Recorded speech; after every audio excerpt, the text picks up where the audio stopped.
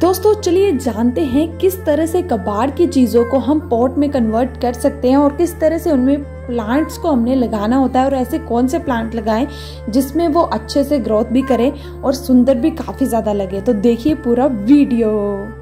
श्री राधे दोस्तों आज की वीडियो की शुरुआत हम अपने टेरेस गार्डन से ना करते हुए अपने खेतों से करेंगे और खेतों में पड़े हुए इस कचरे से करेंगे जिसे लोगों ने फेंक दिया है नेचर को बर्बाद करने के लिए। तो मैं अपने नेचर को बर्बाद होते हुए नहीं देख सकती, इसलिए मैं इसे उठा के ले जाऊंगी अपने टेरेस गार्डन पर।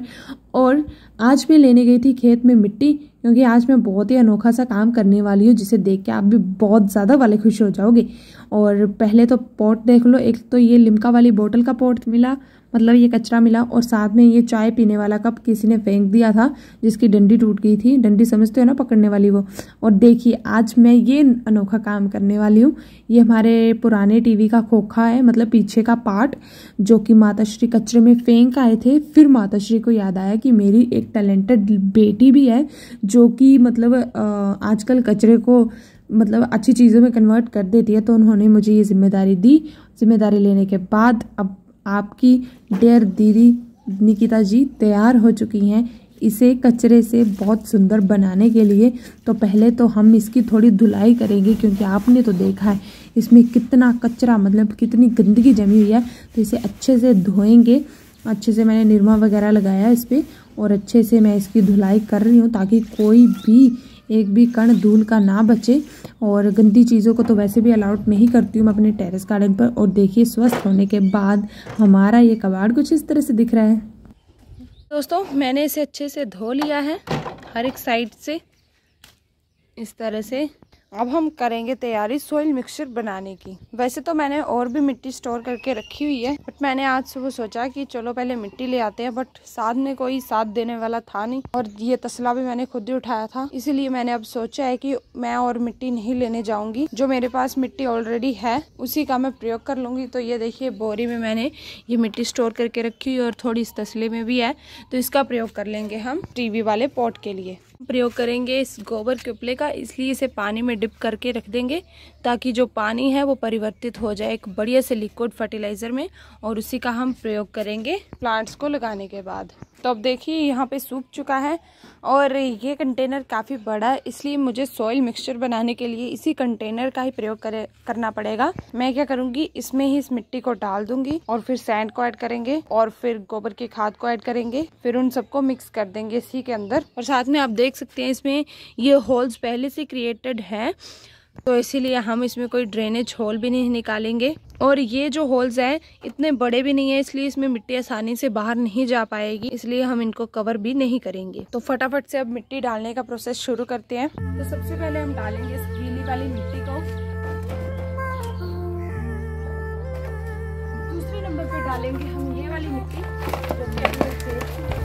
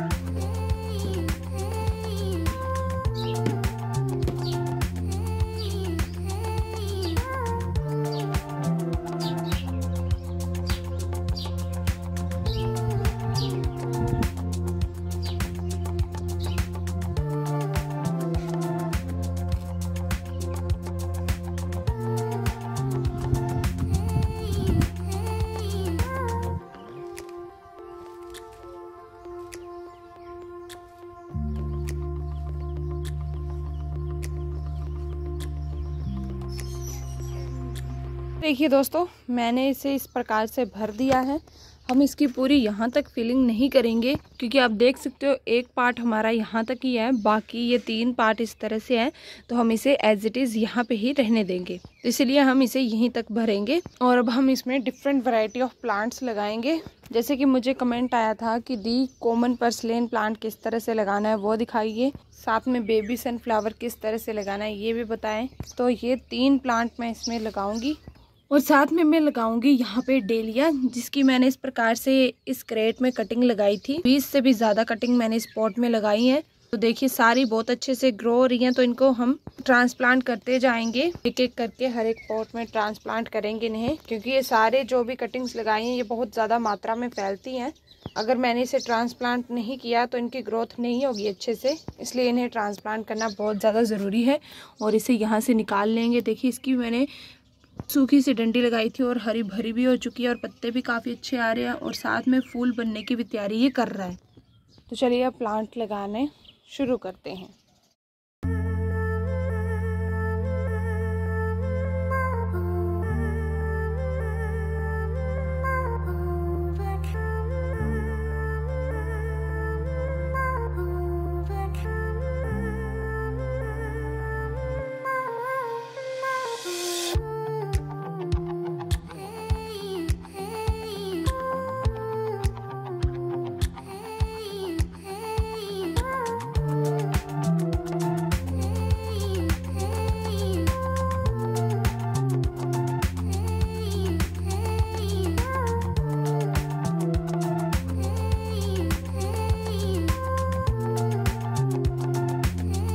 ये दोस्तों हमारा ये पर्पल हार्ट प्लांट कितना सुंदर लग रहा है। इसे मैंने बिल्कुल ना इस तरह से साइड में इसकी ढेर सारी कटिंग की और इस तरह से इसे लगा दिया है। देखिए कितना शानदार ये लग रहा है। और कुछ ही दिनों में ये फिर से इस प्रकार से पूरा फैल जाएगा, जो कि इस पूरे ही टीवी के खोखे को पूरा ही कवर कर लेगा। कोई सोच भी नहीं सकता कि इस प्रकार से कचरे में पड़े हुए टीवी का इस तरह से भी प्रयोग हो सकता है। आप चाहो तो आप कुछ भी कर सकते हो, अगर ना चाहो तो कुछ भी नहीं कर सकते। नेक्स्ट प्लांट को यहाँ पे लगाते हैं। अब हम लगाएंगे कॉमन पर्सलेन, जिसकी मैं सिर्फ 4 ही कटिंग लगाऊंगी।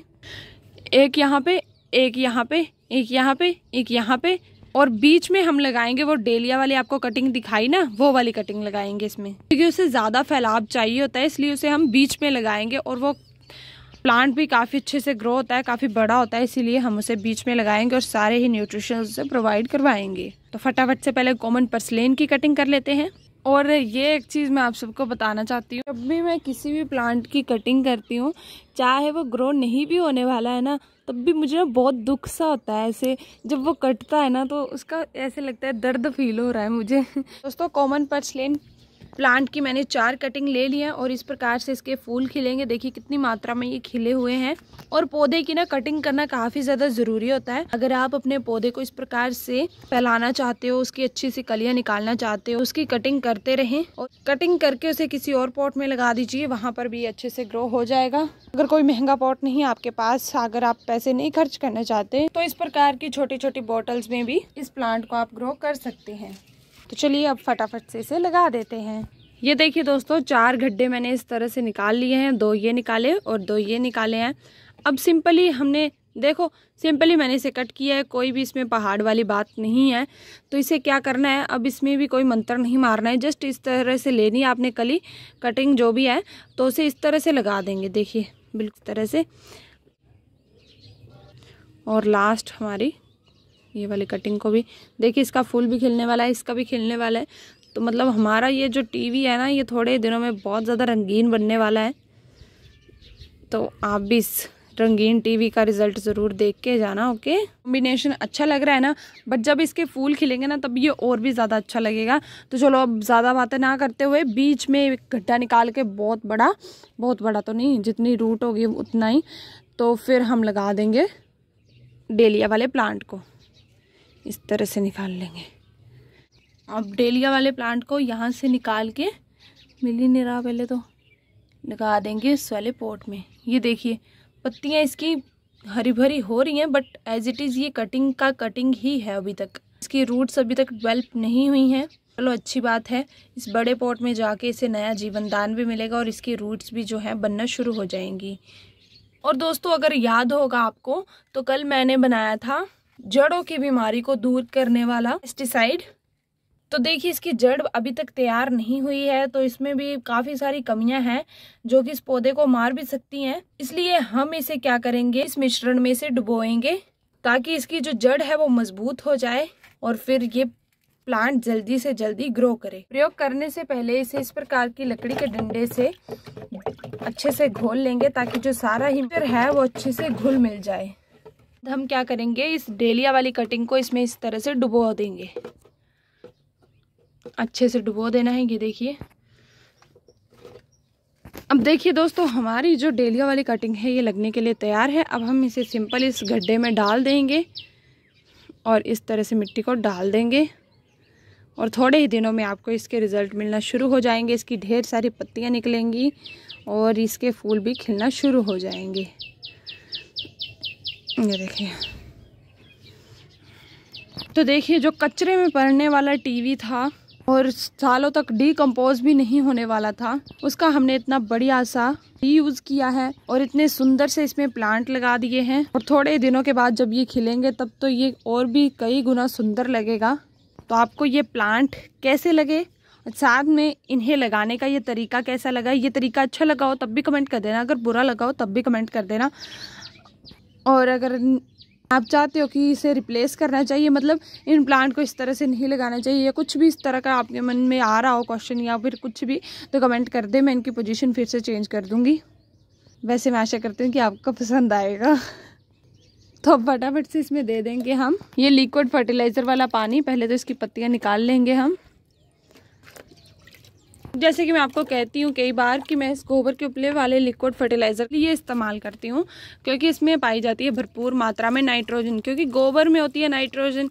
तो गोबर के उपले को जब हम डालते हैं पानी में तो इसमें भी नाइट्रोजन आ जाती है और नाइट्रोजन क्या करती है, भरपूर मात्रा में पत्तियों का निर्माण करती है। इसीलिए जब भी कोई कटिंग लगाए या कुछ भी लगाए ना, तो इस फर्टिलाइज़र का इस्तेमाल ज़रूर करें।